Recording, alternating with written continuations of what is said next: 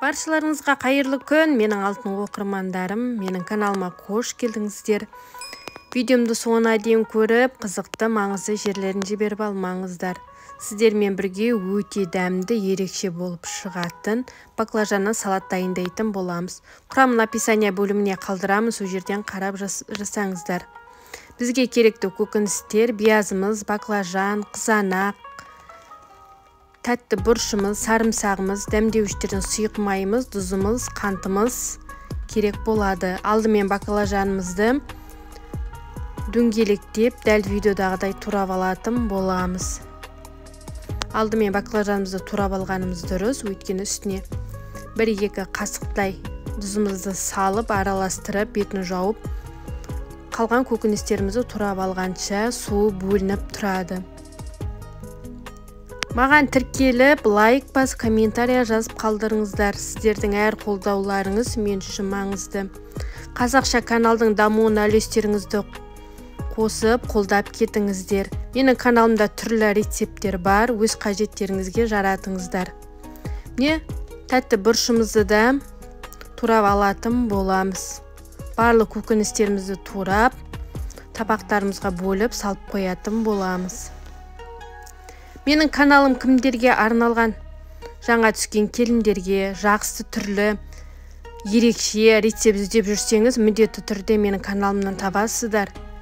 Міндетті түрде тіркеліп қойыңыздар, және достарыңызбен де бөлісуді ұмытпаңыз. Міне қызанағымызды да осындай сопақша бөліктерге бөліп турап алатын боламыз. Артық шірік жерлерін міндетті түрде алып тастайтын боламыз. Менің каналымда түрлі салат, банка жабудың түрлі рецепттері бар. Көкөністерден, жемістерден жасалған компотымыз, тосабымыз міндетті түрде менің каналымнан қарап, өз қажеттеріңізге жаратыңыздар. Осы салатты да менімен бірге жасаңыздар. Қыста жақсы жеңетін салаттардың бірі. Жанұяңыз бен меруерт асханасын қуантып қойыңыз. Міне биязымызды да жартылай дөңгелектеп турап алатын боламыз.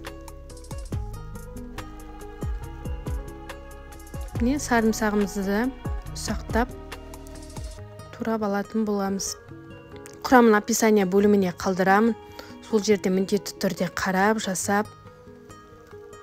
Егер менің рецептім ұнаған болса, тіркеліп, лайкты басып, комментария жазып қалдырып кетіңіздер.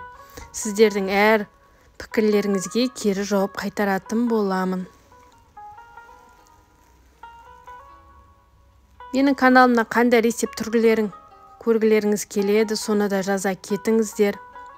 Міндетті түрде жасайып видеосын шығаратын боламын.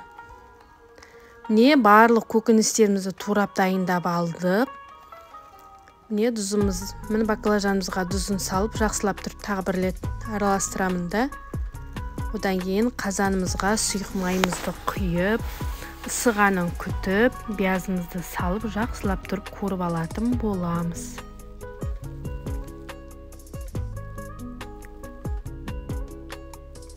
Сіздер қандай салат түрлерін жасадыңыздар? Қандай рецепттерімен де жазып, маған да бөлісіп кетіңіздер. Мен де сіздердің рецепттеріңізбен жасап көрейін. Міне биязымызды салдық, жақсылап тұрып алтын түске болғанша жақсылап тұрып қуырып алатын боламыз. Үстіне тәтті бұршымызды әр көкөністі салған сайын 5 минуттан қуыратын боламыз. Міне қызанағымызды да салып, жақсылап тұрып 5 минут қуырып алатын боламыз. Әдемі өзіне суы бөлініп, әдемі болып шығады. Міне баклажанымызды да салатын боламыз. Артық қалған суын құймаймыз, оны төгіп тастаймыз, бізге керек емес. Татымына қарай тұзын, қантын саламыз.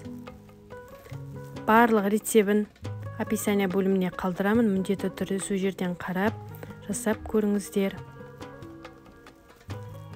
Міне баклажанымызды да 10 минуттай қайнатып алғаннан кейін сарымсағымызды бір қасық уксусымызды салып, тағы да 5 минуттай қайнатамыз. Міне біздің баклажанымыз дайын болды. Буландырып алған бакалымыздың банкымыздың ішіне құйып алатын боламыз.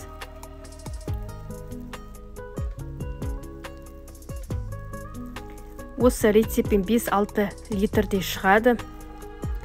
Мен 2 банкіге ғана құйып алдым. Қалғанын күнделікті жеуге алып қалдым. Үйге келген қонағымызға, дастарханымызға толтыра қоятын боламыз. Міне өте әдемі, түсі де әдемі болып шықты.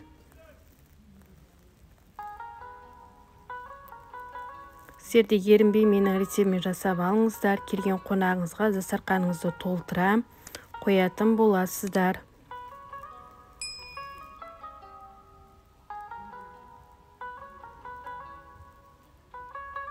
Қош сау болыңыздар. Келесі кездескенше сау саламатта болайық.